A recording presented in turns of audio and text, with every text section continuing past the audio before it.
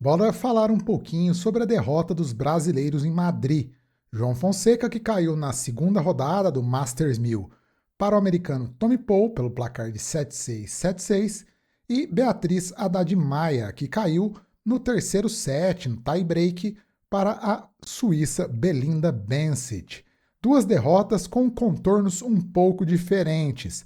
Uma com um copo meio cheio, meio vazio, pendendo mais para o meio cheio, no caso da Bia, e no caso do João, um copo um pouco mais vazio. Vamos lá então, começando por Beatriz Haddad Maia. Eu acho que a derrota da Bia, aliás, a participação como um todo da Bia em Madrid, ela tem um saldo muito positivo. Porque a Bia vinha num buraco que estava muito fundo, que a gente que assistia de fora não conseguia ver muito, né, como ela ia conseguir se safar desse buraco. Fato dela ter vencido uma partida na estreia de virada.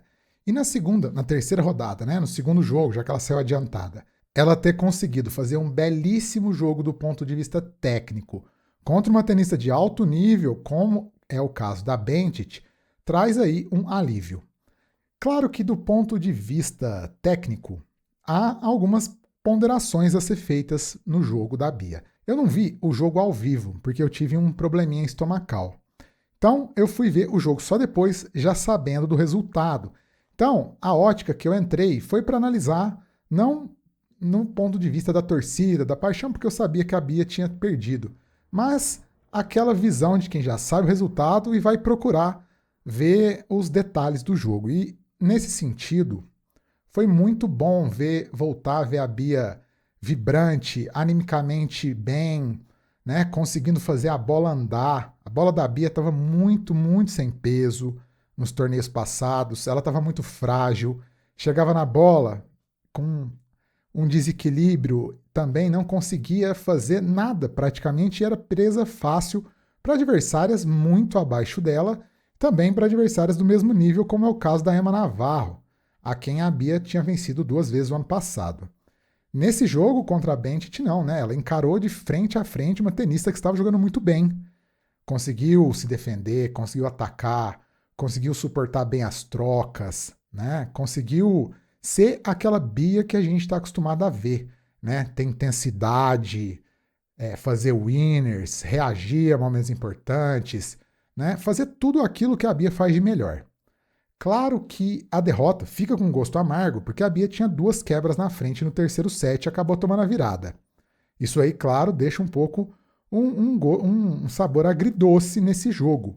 Mas eu acho que no caso da Bia, a coisa estava tão no fundo que eu acho que o fato dela ter vencido um jogo e jogado muito bem, ter ficado próxima de vencer uma tenista de altíssimo nível como a Bencic, que apesar de estar em 42 do mundo, é uma tenista nível top 15, né, que só não está no top 15 porque está voltando agora da maternidade, é uma excelente notícia.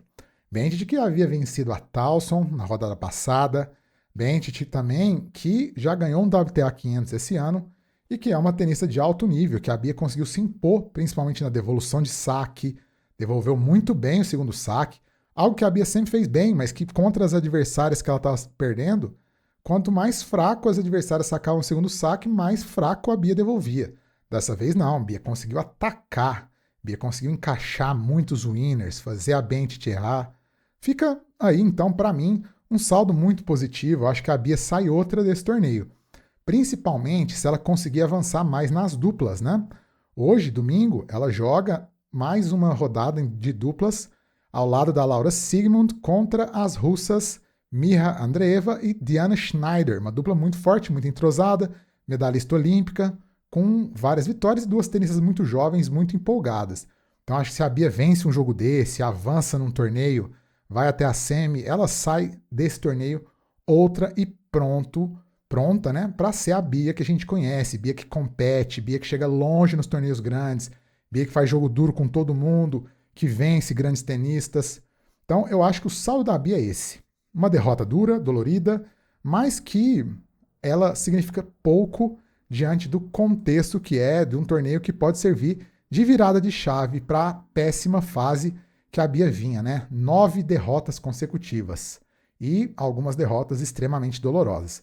Um outro ponto negativo, né, o saque, ele não foi tão bom, principalmente no fim do primeiro set e depois da reação da Bencic, mas são coisas aí que a Bia já apresentava de problemas e que agora ela pode voltar a pensar em resolver os problemas que são, de fato, problemas técnicos e não só problemas de âmbito emocional, né, de estar naquele buraco em que nada dá certo. Então, muito confiante para a Bia, tomara que ela faça um ótimo torneio de duplas aí na continuação em Madrid e arrebente em Roma, onde ela sempre faz belos resultados. Já fez quartas de final, já fez oitavas de final.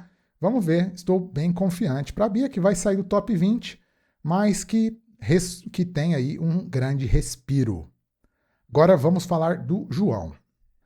A derrota do João já é um pouco mais dolorida, porque é o seguinte, o João ele teve as chances de vencer o jogo, claras.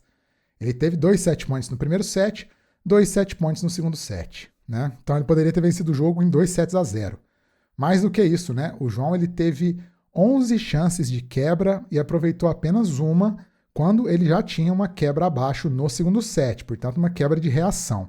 No primeiro set, né, ele teve 7 chances de quebra, se eu não me engano.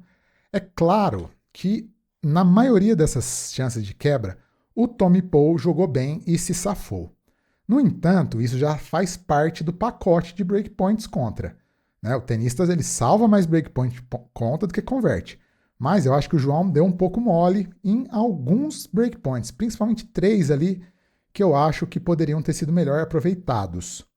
E os set points, né? Eu acho que o primeiro set point do 7-6 do primeiro set, ele foi uma jogada um pouco precipitada do João, que tinha 6-4 e saque no tie-break.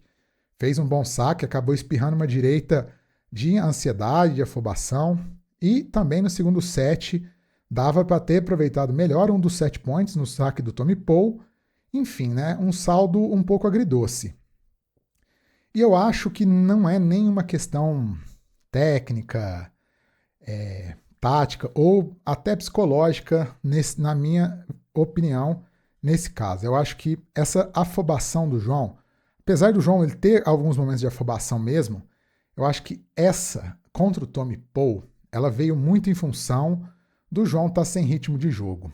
O João estava bem tecnicamente no jogo, né? O João conseguiu se impor sobre o Tommy Paul. Ele jogou melhor que o Tommy Paul em boa parte da partida, né? Ele sacou muito melhor que o Paul. Ele teve uma chance de quebra só e o Paul teve 11. E a única que o Paul teve, o Paul converteu e o João converteu só uma. Né? Então o João sacou bem. O João devolveu bem o saque porque ele teve esse monte de chance de quebra. Mas eu acho que essa falha nas chances, principalmente para mim, nesse set point do primeiro set, porque se o João ele faz o primeiro set, 7-6, ele teria levado o jogo 2-0, porque a imposição sobre o Paul estava alta no primeiro set. E eu acho que tudo isso, né, tô enrolando para falar o seguinte, essa questão da falta de ritmo, né, porque esses jogos, o João já fazia um mês sem jogar, e esses jogos contra tenistas de alto nível, eles exigem que você esteja na ponta dos cascos, porque conforme esse jogo mostrou, não há muitas oportunidades para você fechar a porta em cima de um cara desse, 12 do mundo. Você não fecha a porta, o cara fecha a porta em cima de você. E o fato do João não estar competindo contra esses tenistas e não estar treinando contra esses tenistas fez um pouco de falta. Eu não estou julgando se foi certa ou se foi errada a parada do João. Eu acho que ela foi certa, né? Porque o João estava quase se lesionando, etc. Mas analisando o jogo, eu acho que faltou isso, né? Se o João está mais habituado, se ele está nesse ritmo, eu acho que ele teria se afobado menos. Ele estaria mais habituado a jogar chances contra esses jogadores de alto nível, né? Porque nos treinos, por exemplo, no Rio, o João não tem a possibilidade de jogar 7, por exemplo, contra um 12, 15, 20 do mundo, que é algo que você consegue só quando você está nos grandes torneios treinando e jogando. Então acho que isso fez muita falta, né? Essa falta de ritmo, de não só do ritmo do jogo, da precisão da bola, mas a falta do estresse mental desses jogos, né? Da competição mental. Para a turma do mental vai adorar, mas isso aí é fato, né?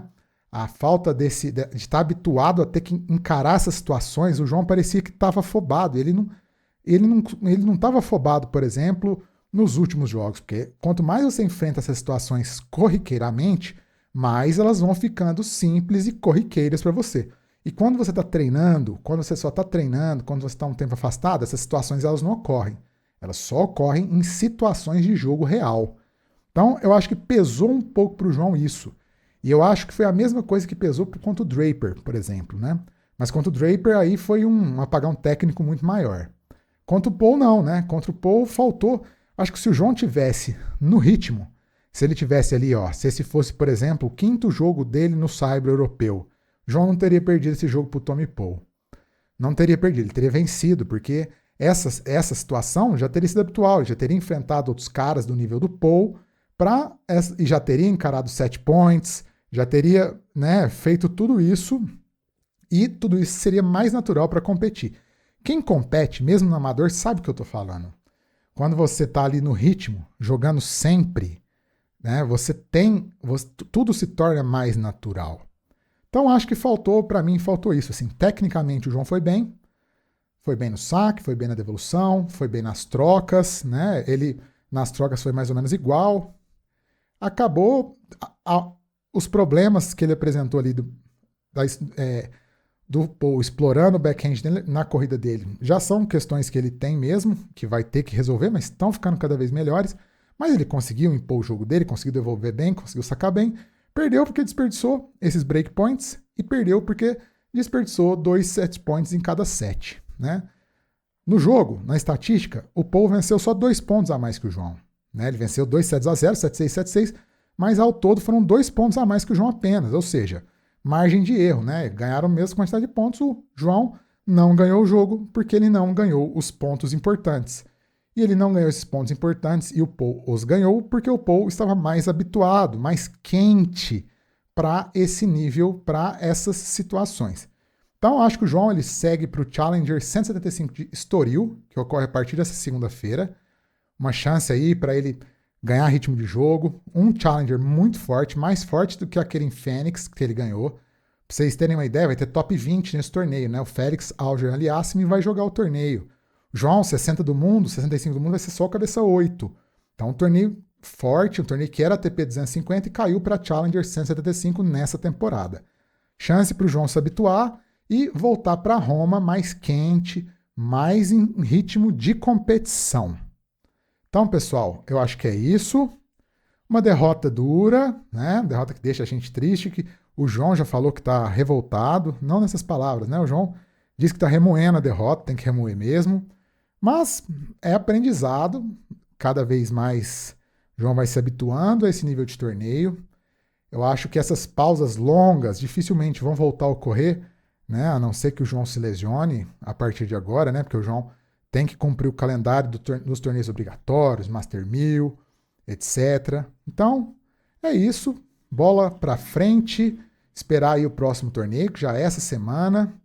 Esperar aí um bom resultado do João. Tem condições de ser campeão desse Challenger, né? Apesar do Challenger ser muito forte. Enfim, tem uma galera muito boa. Ainda assim, eu acho que o João tem condições de ser campeão desse torneio para chegar em Roma no ritmo, na pegada já bem quente para competir, assim como ele estava em Miami. Certo, gente?